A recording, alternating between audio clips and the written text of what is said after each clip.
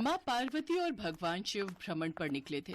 इधर उधर घूमते हुए माँ पार्वती के लंबे बाल बहुत ही उलझ गए थे, जिस वजह से उन्हें बहुत परेशानी हो रही थी। क्या हुआ देवी पार्वती, तुम कुछ परेशान दिखाई दे रही हो? स्वामी, भ्रमण करते हुए मैंने ध्यान ही नहीं दिया। मेरे बाल बहुत ही उलझ गए हैं। कितने दिनों से मैंने अपने बाल धोए नहीं हैं। सोच रही हूँ वो सामने जो नदी है उसके तट पर जाकर अपने बालों को धो लूं, ताकि मेरे बालों में से मैल निकल जाए और यह स्वच्छ होकर सुलझ जाए। तो ठीक है, मैं तब तक इस वृक्ष के नीचे थोड़ा विश्राम कर लेता हूँ। तुम वहाँ नदी के तट पर अपने बालों को धो लो, उसके बाद ही हम आगे की यात्रा करके वापस कैलाश चलेंगे। ठीक है स्वामी, फिर मैं थोड़ी देर में आती हूँ।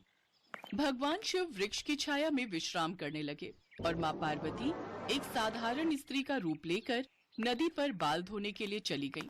माँ पार्वती नदी पर पहुंची तो सब औरतें उनके लंबे बाल देखने लगीं। सुनिए, क्या आपके पास ऐसा कोई साधन है ताकि मेरे उलझे हुए बाल सुलझ जाएं? हम तो यहाँ पानी भरने आए हैं, हमारे पास भला क्या होगा? जो भी है हमारे घर पर है। तो क्या आप मेरी सहायता कर सकती हैं? मुझे अपने बालों को सुलझाने के लिए आवश्यकता है। क्या आप में से कोई मेरे बालों को सुलझा देगा? हाँ, हम क्यों तुम्हारे बाल सुलझाएं? हम ऐसे किसी के बालों को हाथ नहीं लगाते। हमें तो नहा धोकर अपने घर भोजन की तैयारी करनी होती है। हमारे कपड़ों पर बाल गिर गए तो हमें तो फिर से नहाना पड़ेगा और इतना समय हमारे पास नहीं है। हाँ, हम नहीं तुम्हारे बालों को यहाँ सुलझाने बैठेंगे। तुम्हारे बाल टूटकर हमारी साड़ी पर लिपट जाएंगे और अगर भोजन में कहीं भी बाल आ गया तो घर वाले बहुत गुस्सा करेंगे। चलो री चलो, देर हो रही है।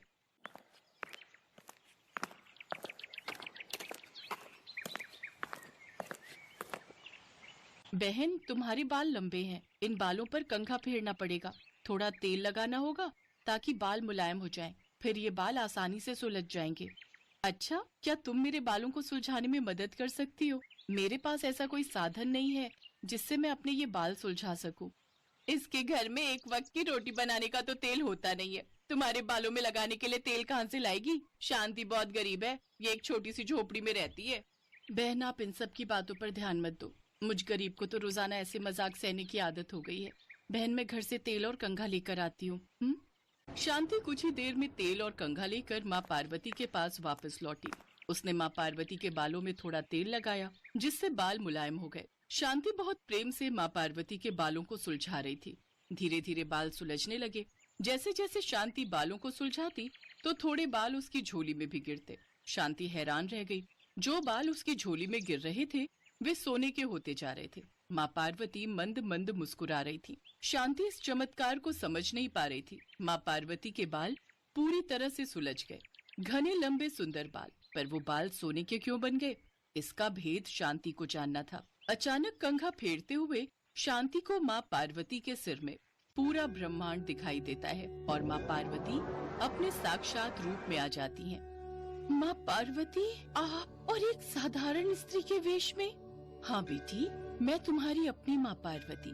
तुमने मेरे बालों को कितना अच्छे से सुलझा दिया। तुम बहुत दयालु हो और सबकी मदद करने वाली हो, इसलिए मैं तुम पर बहुत प्रसन्न हूँ। बेटी, जो भी मनुष्य सदैव दूसरों की मदद करते हैं उन पर मैं प्रसन्न होती हूँ और अपनी कृपा करती हूँ। मेरे ये बाल अब सोने में बदल चुके हैं। अब तुम इस सोने को बेचकर अपने जीवन को सुखमय बनाओ।